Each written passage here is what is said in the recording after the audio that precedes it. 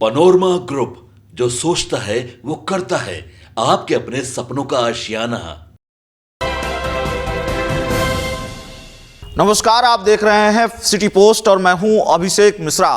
देखिए, देश के गृह मंत्री अमित शाह ने नीतीश कुमार को नाराज कर दिया है क्या, और सवाल यह भी कि क्या नीतीश कुमार को लेकर ये अंदेशा या नीतीश कुमार के मन में ये अंदेशा घर कर गया है क्या कि भारतीय जनता पार्टी खेल कर सकती है।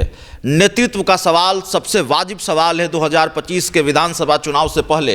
और सवाल यह भी है कि जब बिहार में सम्राट चौधरी, बिहार में दिलीप जायसवाल, चिराग पासवान, उपेंद्र कुशवाहा और जीतन राम मांझी सब ये कह रहे हों कि नीतीश कुमार के नेतृत्व में ही एनडीए चुनाव लड़ेगा, तो फिर अमित शाह को हिचक क्यों?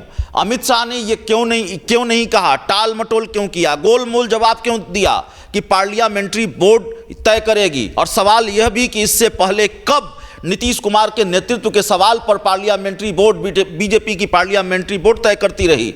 नीतीश कुमार अगर एनडीए के साथ हैं तो फिर नेतृत्व का तो सवाल बनता ही नहीं है, नीतीश कुमार ही नेतृत्व करेंगे एनडीए का। लेकिन अमित शाह ने कहा कि पार्लियामेंट्री बोर्ड तय करेगी।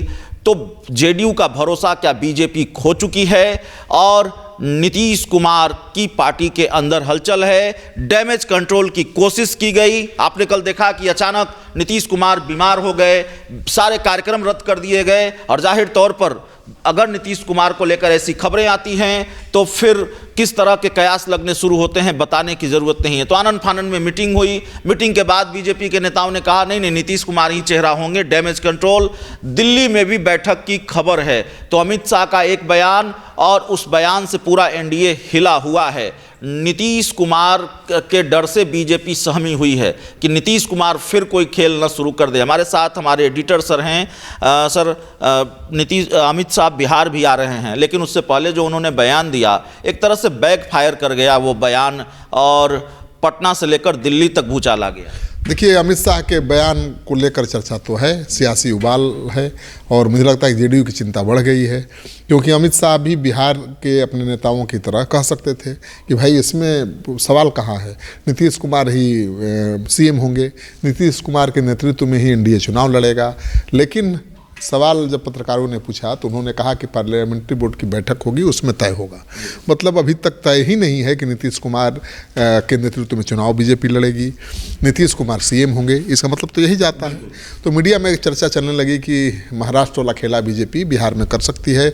अगर जेडीयू को बीजेपी से कम सीटें आ गई तो बिहार में मुख्यमंत्री बदला जा सकता है। तो जेडीयू की चिंता बढ़ गई। मीडिया में चारों तरफ यही खबर चल रही है। जेडीयू ने अपनी चिंता जाहिर की तो बीजेपी के नेताओं के होश पुख्ता हो गए। अब बीजेपी के प्रदेश अध्यक्ष, तमाम बड़े यहाँ नेता जो हैं, सम्राट चौधरी से लेकर विजय कुमार सिन्हा, सब ने सफाई देना फिर शुरू कर दिया। नहीं, इसमें सवाल ही कहाँ है, बीजेपी तो नीतीश कुमार के चेहरे को आगे करके चुनाव लड़ेगी, वहीं सीएम होंगे। लेकिन जेडीयू का भरोसा हिल गया है बीजेपी से, मुझे ऐसा लगता है, क्योंकि पटना में बैठक भी हुई जिसमें तमाम घटक दलों के नेता थे और चुनाव को लेकर कहा जा रहा कि रणनीति तय की गई कि कैसे विधानसभा चुनाव में साथ मिलकर प्रचार करना है, कैसे साथ मिलकर आगे बढ़ना है। लेकिन सच्चाई यही है कि जेडीयू के दबाव में आकर डैमेज कंट्रोल के तहत ये बैठक बुलाई गई। तो पटना में सफाई देते नजर आए सब बीजेपी। माफ कीजिएगा, मैं आपको रोक रहा हूँ। जाहिर है आपने कोशिश भी की होगी, जो आपका स्वभाव है, जो आपका काम करने का अंदाज है, इसी के लिए बिहार जानता है आपको। इस पूरे घटनाक्रम के बाद एनडीए के बड़े नेताओं से और खासकर जेडीयू के बड़े नेताओं से बातचीत हुई होगी आपकी। वाकई भरोसा हिल गया है। देखिए, ये तो बात सही है कि अब जेडीयू आंख बंद कर भरोसा बीजेपी पर नहीं करेगी, नहीं कर रही है। उसके नेताओं को भी लगता है कि भाई हमारे नेता थोड़ा बुजुर्ग हो गए हैं और उनकी तबीयत थोड़ा ख़राब भी रहने लगी है, कहीं इसका फ़ायदा उठाने की कोशिश बीजेपी करे। उनको ये भी लगता है कि भाई महाराष्ट्र में जिस तरह से बीजेपी ने खेल कर दिया, शिंदे को हटाकर अपना मुख्यमंत्री बना दिया, यहाँ भी कर सकती है।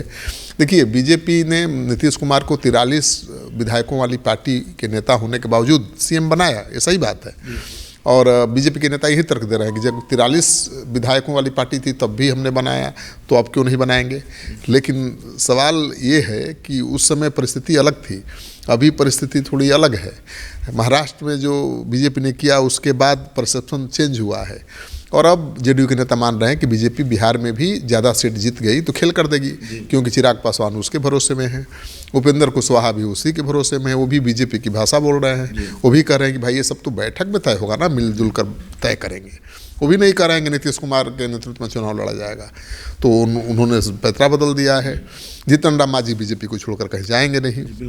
तो जेडीयू को लगता है कि अगर हमसे ज़्यादा सीटें आ गई बीजेपी को तो सहयोगी दलों के साथ मिल करके वो खेल कर सकते हैं, लेकिन ये खेल इतना आसान नहीं है। खेल इतना आसान नहीं है, लेकिन जाहिर तौर पर अमित शाह ने कहा, उसका रिएक्शन बड़ा ज़बरदस्त हुआ है सर जेडीयू के अंदर भी, और तभी हम चर्चा भी कर रहे हैं और हमने बताया भी कि आनन फानन में मीटिंग, फिर दिल्ली में मीटिंग, अमित शाह बिहार आ रहे हैं। तो आखिरी सवाल यही है कि बिहार आकर क्या अमित शाह इसकी भरपाई करेंगे, इसकी क्षतिपूर्ति करेंगे? बिहार में आकर कोई ऐसा बयान दे सकते हैं कि नहीं नीतीश कुमार के नेतृत्व में ही चुनाव लड़ेंगे? देखिए, जेडीयू के नेताओं की चिंता बढ़ी तो बीजेपी की बेचैनी बढ़ गई और बीजेपी के तमाम नेताओं ने घटक दलों के नेताओं को बुलाकर बैठक भी की और सफाई दी कि नहीं भाई, नीतीश कुमार के नेतृत्व में ही चुनाव लड़ा जाएगा।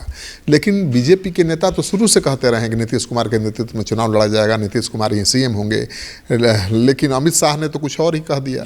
तो अमित शाह और मोदी को करना है, अब दिलीप जायसवाल, सम्राट चौधरी तय करेंगे नहीं? बिल्कुल, और अमित शाह ने सीधा जवाब दिया नहीं इस सवाल का। उन्होंने कहा कि पार्लियामेंट्री बोर्ड की बैठक में तय होगा।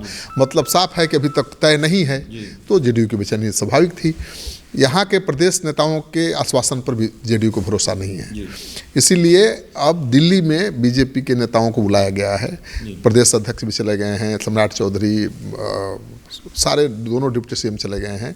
अब दिल्ली में बैठक होगी जहाँ अमित शाह होंगे और वहाँ बताएंगे कि भाई आपके इस बयान को लेकर जेडीयू कितनी चिंतित हो गई है, जेडीयू नाराज है।